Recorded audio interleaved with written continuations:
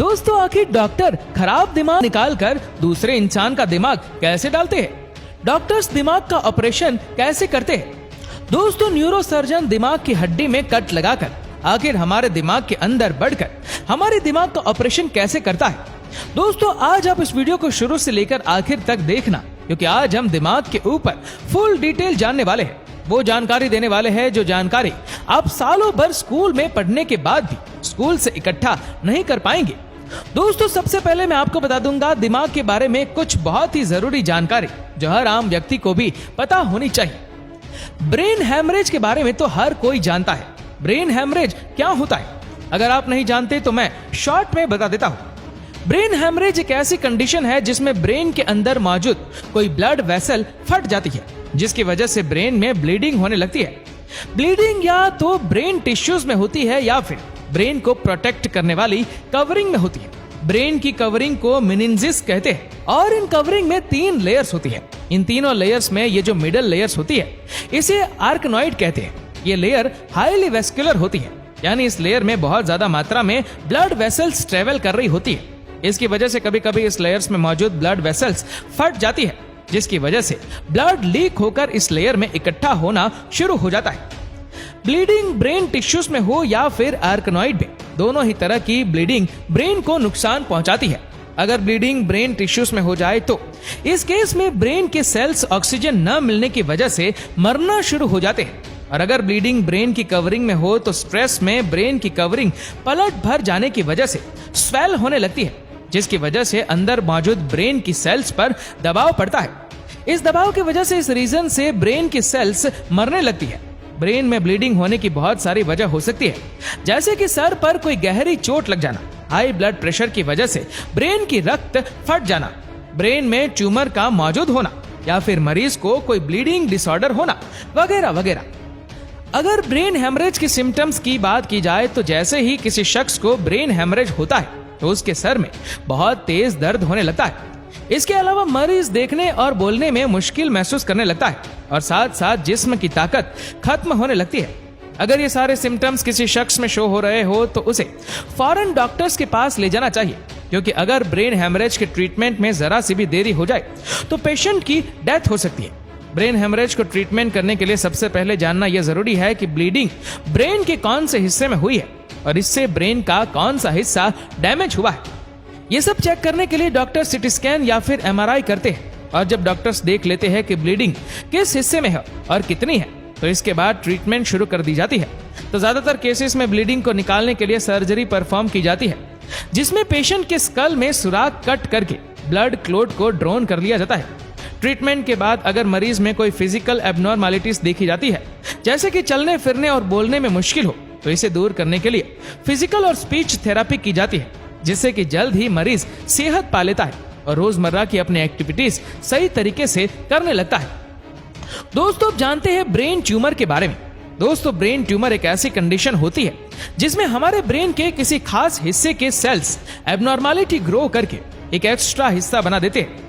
Brain हमारे school के अंदर मौजूद एक कॉम्प्लेक्स ऑर्गन होता है जो हमारी बॉडी की तमाम एक्टिविटीज को कंट्रोल करता है, मगर कभी कभी ब्रेन के किसी खास हिस्से के सेल्स एबनॉर्मैलिटी ग्रो कर ब्रेन के अंदर एक एक्स्ट्रा हिस्सा बना देते हैं, जो अपने आसपास मौजूद टिश्यू से टकराकर स्कल के अंदर प्रेशर क्रिएट कर देते हैं, जिसके नतीजे में पेशेंट में कुछ सिम्टम्स दिखाई देते हैं, जैसे कि सर में तेज दर्द होना, आई साइट का वीक होना, चीजों का डबल नजर आना, बोलने और सुनने में दिक्कत होना, बॉडी बैलेंस डिस्टर्ब होना, जिस्म का कोई एक हिस्सा सुन्न हो जाना या फिर मिर्की यानी एपिलेप्सी के दौरे पड़ना जैसी चीजें। ये तमाम सिम्टम्स ब्रेन ट्यूमर के पेशेंट को इनिशियल स्टेज में अपीयर होते हैं।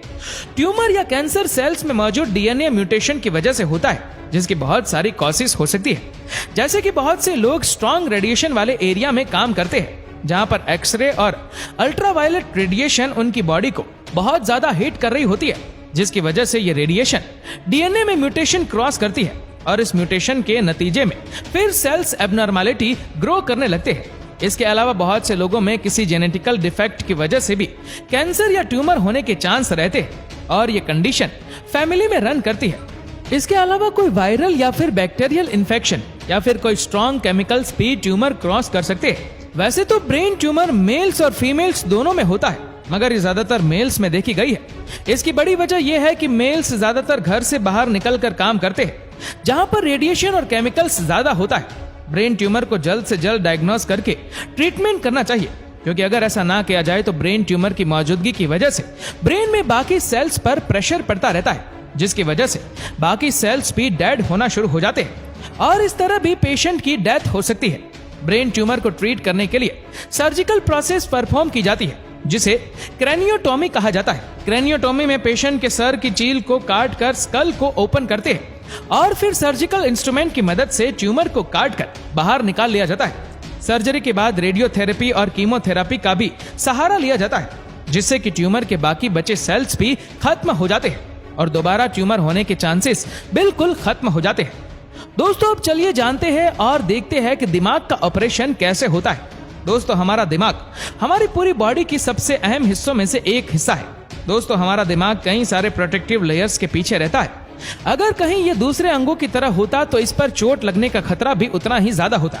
ऐसे में आपके मन में इस तरह का सवाल भी जरूर आता होगा कि जब हमारा दिमाग इतनी सारी प्रोटेक्टिव लेयर्स के बीच में सेफ रहता है, तो फिर दिमाग का ऑपरेशन कैसे हो पाता होगा। तो फिर इसी सवाल का जवाब पाने के लिए और दिमाग का पूरा ऑपरेशन कैसे होता है, ये सब देखने और जानने के लिए देखते रहिए इस वीडियो को।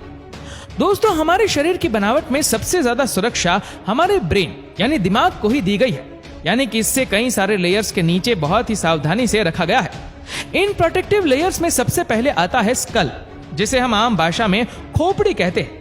जैसा कि आप सब जानते हैं कि हमारी खोपड़ी हड्डियों से बनी होती है, जो हमारे ब्रेन को अच्छे से प्रोटेक्ट रखती है।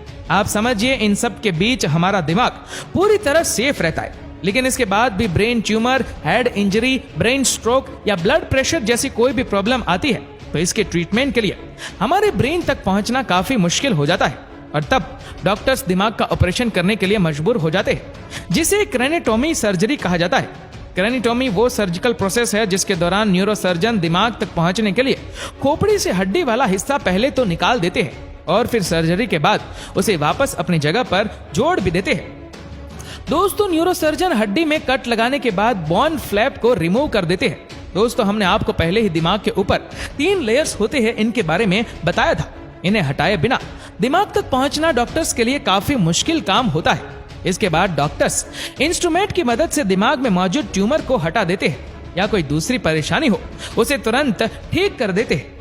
एक बार जब सर्जरी पूरी हो जाए तो डॉक्टर तब सबसे अंदर की लेयर को टांकों की मदद से सील कर देते हैं।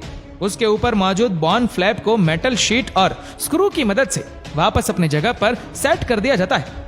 ये मेटल और स्क्रू लाइफ टाइम के लिए दिमाग में फिट हो जाते हैं और सबसे आखिर में सर पर लगाए गए कट को भी टांके लगा देते हैं। एक बार जब ये सारा प्रोसेस पूरा हो जाता है तो फिर सर को पट्टियों से बांध दिया जाता है ताकि वे घाव जल्द से जल्द भर सके।